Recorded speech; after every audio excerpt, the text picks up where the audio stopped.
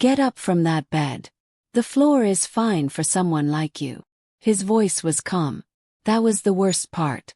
Not angry. Not shouting. Just calm. The way a man speaks when he no longer sees his wife as a person. I was 7 months pregnant. My back was on fire. My ankles were swollen so badly that the rubber slippers I wore around the house had started leaving red marks across my skin. And the man I had married 3 years ago in front of God, family, and half of Lecky, was standing at the foot of our bed, pointing at the cold tile floor. "Tabena, please," I whispered. "The baby. The baby is mine," he said. "The bed is mine. The house is mine. Sleep where I tell you to sleep." He turned off the air conditioner. He turned off the lights. Then he climbed into our king-sized bed alone, pulled the soft white duvet over himself, and went to sleep with his back turned to me. I sat on the floor in the dark. The tiles were cold against my legs. Lagos was loud outside. A generator humming next door, a taxi honking somewhere on the main road, the distant call of a hawker selling boiled groundnuts at almost midnight. Life outside continued as normal. Inside I placed one hand on my belly. The baby kicked. Like a small reminder that I wasn't completely alone in that room. And in my other hand, hidden under the fold of my wrapper, was something Tabena did not know about. Small voice recorder. Already running. Already collecting every word he had just said. He didn't know. He didn't know that for 2 months, I had been quietly recording everything. He didn't know that the woman sitting on the floor of his bedroom was not the helpless girl he thought he had married. And he didn't know that in less than 90 days, the entire life he was so proud of was about to come down. Not loudly, not dramatically. Just quietly, piece by piece. If you have ever been made to feel small in your own home, comment "I see her" so we can walk this story together. And tell me, what city are you watching from tonight? My name is Adiz. I am 30 years old. When I married Tabena at 27, people in Surulere said I was lucky. He was tall. He had a logistics company that was beginning to grow. He drove a clean Toyota Highlander. His shoes were always polished. And he could speak in front of a room of investors without his voice shaking. I was the quiet one. The bookkeeper. The girl who wore simple gowns and tied her hair in a low bun. I had grown up with my aunt in ABA after my father died when I was 12, and my mother passed away 2 years later. I worked in a small accounting firm in Yaba. I packed my own lunch every day. I had no big family name, no rich uncle, no driver waiting outside the building. When Tabena started coming to my office to deliver packages for one of his clients, he noticed me before I noticed him. "You don't smile much," he said one afternoon. "I smile when there is something to smile about," I answered. He laughed. And after that he kept coming back. 6 months later, he proposed in front of his entire family inside their compound in Lekki Phase 1. His mother, Mama Tabena, did not smile that day. But she did not say no either. She just looked at me the way a woman looks at a stranger sitting in her living room. "She is quiet," she told her son later. "Quiet women carry too much inside. One day they explode." Tabena laughed and waved her off. But what neither of them knew was that quiet women also remember everything. The first year of our marriage was kind. Tabena's company was still small then. 2 trucks, few clients, an office space he rented in Apapa near the port. I would wake up early, prepare his breakfast, and quietly sit beside him while he made calls in the parlor.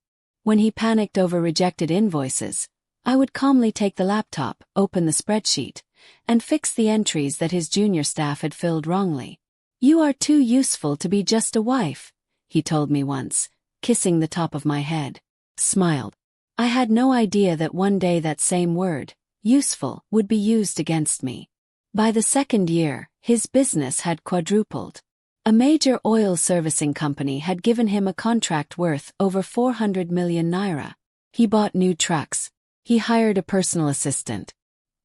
He started wearing tailored agbada to events he never used to be invited to. And slowly he stopped looking at me the same way. Started small. He stopped asking me to help with the books. "I have an accountant now," he said. He stopped introducing me at events. She doesn't really enjoy these things, he would tell people, even though I was standing right beside him. He started coming home late. Then later. Then sometimes not at all. I told myself it was the business. It was the pressure. He would come back to me. But the truth is, when a man begins to forget you in small ways, it is only practice for forgetting you in big ones. When I became pregnant, I cried for 3 days. Not because I was sad. Because I thought finally this would bring him back to me. I told him on a Sunday evening, sitting beside him in our parlor, with Tiwa Savage playing softly from the speakers. I'm pregnant. He looked at me for a long moment. Then he said, "Are you sure it's a boy?" That was the first crack. Not, "Are you okay?" Not, "How are you feeling?" Not even, "I'm happy." Just, "Is it a boy?" I forced a smile and told him we would have to wait and see. 2 weeks later, his mother moved in. She arrived with 3 gonna-must-go bags, a generator-sized cooler, and a face that said she was not planning to leave. "My son's first child must be born under my supervision," she announced as she stepped through the front door. I cannot trust strangers. I was the stranger. I was his wife of 3 years. But to her, I was always going to be the village girl who had somehow tricked her son into marriage. That was the day my house stopped being mine. By my 4th month, I was no longer allowed to cook. "Your hands are too weak," Mama Tabena said. "You will burn the food." By my 5th month, I was no longer allowed to drive. "Pregnant women must not stress themselves," she said. "I will tell our driver where you need to go." But she never told him. So I stayed home. By my 6th month, I had stopped going to my own antenatal clinic in Ikeja. She insisted I attend her preferred hospital in Aja, 3 hours away in Lagos traffic. "My friend's husband owns it," she said. "They will give us the best treatment." What she did not say was that her friend's husband also reported every word I said back to her. Slowly my world became very small. The kitchen, but only to drink water. The bedroom, but only when Tabena allowed it. The parlor, but only when no visitors were around. I had become a guest in my own marriage. If you have ever felt invisible in a place where you were supposed to be loved, type "she sees me" in the comments. Sometimes the loudest pain is the kind no one notices. The first night he made me sleep on the floor. His mother had complained that I tossed too much and was disturbing her son's sleep. "Pregnant women snore," she said over breakfast, loud enough for the housemaid to hear. "My son needs rest. He carries the weight of this whole family on his shoulders." That night, Tabena came to bed at 11:42 p.m. He did not greet me. He did not ask how my day had been. He just walked into the room, looked at me already lying down and said, "Get a mat. Sleep on the floor tonight." Thought he was joking. I laughed nervously. He did not laugh back. "Adiz, did you hear me? Get a mat. The bed is too soft for someone in your condition. The floor will be good for your back." I sat up slowly. My belly was heavy. My eyes were burning. "Tabena," the doctor said. "I am the doctor in this house," he snapped. That was the first time he raised his voice at me in 3 years of marriage. I did not argue. Got up. I went to the store, dragged out an old mat my husband used to spread for visitors during Christmas, and laid it on the cold tiles beside the bed. The lights went off. The air conditioner went off. He slept. I cried into my wrapper so softly that even the baby could not hear me. But something inside me had shifted. Not loudly. Not dramatically. Just shifted. The next morning, I went into Tabena's home office while he was at the warehouse. I opened the drawer where he kept his old gadgets. I took out a small black voice recorder, the kind journalists used to interview people before phones became smart. He had bought it years ago when he was still chasing clients. I tested it. The battery still worked. That day I started carrying it with me everywhere. Inside my wrapper. Under my pillow. In the side pocket of my handbag. And I started recording. You would be surprised what people say when they think no one is listening. The first recording was Mama Tabena in the kitchen, speaking to her younger sister on speakerphone. "This girl has no family. If she dies during childbirth, who will come and ask questions? No mother. No father. Only a stupid aunt in ABA. Tebena is wasting his life with her. After the baby is born, I will find him a proper wife. Doctor's daughter maybe. A senator's daughter. Someone who matches his level now. The second recording was Tebena himself, on a call with someone I did not recognize. Of course I will marry you. Just wait until the baby is delivered. Once the child is in my house, the village girl will have no choice but to accept her place. Either she stays as a second wife or she goes back to ABA empty-handed. The house is mine. The cars are mine. The accounts are mine. She came with nothing. She will leave with nothing. The third recording was the worst. It was a conversation between Tebena and his mother in the parlor about me. Mama, the doctor said her blood pressure is high. He said she needs less stress. Stress? His mother laughed. What stress? She sits in the house all day doing nothing. Make her sleep on the floor. The floor is good for the back. If the pregnancy gives her problems, even better.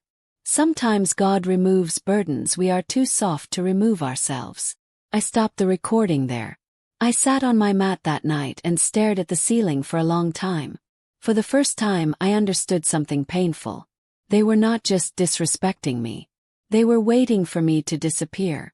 But what neither Tebena nor his mother knew was that 2 weeks earlier, I had received a letter. Came on a Wednesday afternoon. The postman knocked. The gateman shouted my name. The housemaid carried it inside on a tray. It was a thick, cream-colored envelope. The kind that only comes from law offices. The kind no one expects. The return address read, Adekunle Bello and Partners, Marina, Lagos. I opened it in the bathroom with the door locked. Inside was a single letter, signed by a senior partner. Dear Mrs. Adiz Tebena Okosa, please report to our office at your earliest convenience regarding the estate of late Chief Emmanuel Nyameka Obi. As you are listed as the sole biological surviving heir, your presence is required for the reading and formal transfer of assets, effective from your 30th birthday. My hands began to shake. Chief Emmanuel Nyameka Obi. That was my father's name. The man who had died when I was 12. The man I had been told all my life had died poor. The man whose tiny burial in our village had been paid for by his older brother because, according to everyone, the man had no money to leave behind. I held the letter in my hand for almost an hour. I read it 5 times. Then I quietly folded it, slid it inside the inner pocket of my old Bible, and walked back into the house as if nothing had happened. I would deal with it later. First, I had to keep recording. 3 days after the floor incident, I went to the lawyer's office. I told Tebena I had an antenatal appointment in Aja. His mother insisted that the driver take me. I agreed. Then halfway there, I told the driver to stop at a pharmacy in Lekki because I needed to use the toilet. He waited outside. I slipped through the back door of the pharmacy, called an Uber, and went to Marina. Adekunle Bello and Partners occupied the 11th floor of a glass building overlooking the lagoon. The receptionist looked at my swollen feet, my simple gown, my tired face, and then I gave her the file number. Her entire face changed. Mrs. Okosa, the senior partner has been waiting for you for almost a year. I was led into an office where an elderly man in a perfectly pressed grey suit stood up to receive me. His name was Barrister Adekunle. He had known my father. For the next 2 hours he explained everything. My father had not died poor. My father had been one of the silent founders of a major shipping and logistics conglomerate based out of Apapa Port. Many years before I was born, he had partnered with 3 other men to fund the original operations. When he passed away, his shares were locked into a private trust, to be transferred to his only daughter on her 30th birthday. That trust now controlled 62% of a company called Coastline Bridge Holdings. I had never heard of Coastline Bridge Holdings. But Barrister Adekunle slid a single document across the desk and pointed at one paragraph. I read it once. I read it twice. I read it 3 times. Coastline Bridge Holdings was the parent company that owned the oil servicing logistics contract, The same contract that had made Tabena's business explode 2 years ago. In other words, the 400 million naira contract that my husband bragged about at every dinner party. The contract that had made him forget my name. The contract that had given him the audacity to make me sleep on the floor of my own bedroom. That contract belonged to a company I had just inherited control of. My father had quietly arranged everything before he died. He had made sure that the daughter he never lived to see grow up would one day inherit a kingdom that no man could take from her. I sat in that office with my hand on my belly, and for the first time in 3 years, I felt my back straighten. Not because I was angry, because I was finally awake. If your eyes are open right now and you can feel a quiet anger rising in your chest, comment her daughter. Because some stories are not just told, they are inherited. Barrister Adekunle asked me one careful question before I left. Mrs. Okwosa, is there anything happening in your home that we should be aware of, given the value of the assets you are about to control? I looked at him. Then, very quietly, I opened my handbag and placed the small black voice recorder on his desk. Sir, I said, you may want to listen to these. He played the first recording. His face stayed calm. He played the second. His eyebrow lifted slightly. He played the third, the one where Mama Tabena laughed about the floor being good for my back. He turned off the recorder slowly. How many recordings do you have, Mrs. Okwosa? 27, I said. All time-stamped. All saved in 3 separate cloud locations. I started 2 months ago. Barrister Adekunle leaned back in his chair, folded his hands, and for the first time he smiled. Your father, he said softly, would have been very proud of you. That was the day a plan was born. It would take 90 days to execute. I went home that evening. The driver did not suspect anything. Mama Tabena did not suspect anything. Tabena himself only asked if the doctor had said the baby was a boy. I said the doctor said the baby was healthy. That night I slept on the floor again. But this time I smiled into the darkness. Because for the first time the floor felt like a starting line, not a punishment. The next 60 days, I played the role of the perfect, broken, submissive wife. I cooked when she allowed me to. I stayed silent when she insulted me in front of visitors. I slept on the floor when he commanded it. I never argued. I never raised my voice. I never even cried in front of them. But every night I recorded. Every morning I uploaded.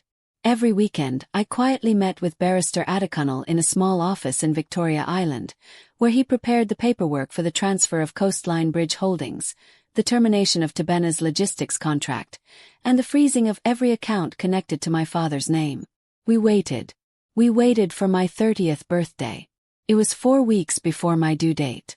The morning of my 30th birthday, I woke up at 5:14 a.m. The house was still quiet. The generator had been off for hours. The first call to prayer from a distant mosque echoed faintly through the open louvers. I got up slowly from the mat on the floor. My back ached. My ankles throbbed. My belly felt like it was carrying the entire weight of the last 3 years. But my mind was clear. I made myself tea in the kitchen, without asking permission. I sat at the dining table and watched the sun rise over the rooftops of Lekki. At 9 a.m., the first letter arrived. A bike man delivered it. The gateman brought it inside. Mama Tabena intercepted it before it could reach me. What is this? She asked, frowning at the cream-colored envelope. It's addressed to me, Ma, I said gently. She tore it open anyway. I watched her eyes scan the page. I watched her face change from confusion to disbelief to pale, breathless horror. It was a notice from Coastline Bridge Holdings. Effective immediately, the 400 million naira oil servicing logistics contract previously awarded to Tabena Okwosa Logistics Limited was being terminated due to irregularities in awarding procedure. All trucks currently on coastline routes were to be returned within 72 hours. All pending invoices were placed under review. The letter was signed by the new majority shareholder of Coastline Bridge Holdings, Des Nyameka Obi, my maiden name. Mama Tabena's mouth opened. No sound came out. Just then, Tabena walked into the parlor in his robe, holding his phone. "Adiz," he said, his voice already trembling. "Adiz, my office is calling. They are saying our contract has been." He saw the letter in his mother's hand. He saw my name at the bottom. And his knees gave way. He sat down on the edge of the couch like a man who had just been pushed off a cliff. "What is this?" he whispered. "What is this, Adiz?" I did not answer immediately. I took a small sip of my tea. Then I placed the cup down gently, looked at him across the parlor, and said the only sentence I had been waiting 3 years to say. "I am the contract to Benna." The lawyers arrived an hour later.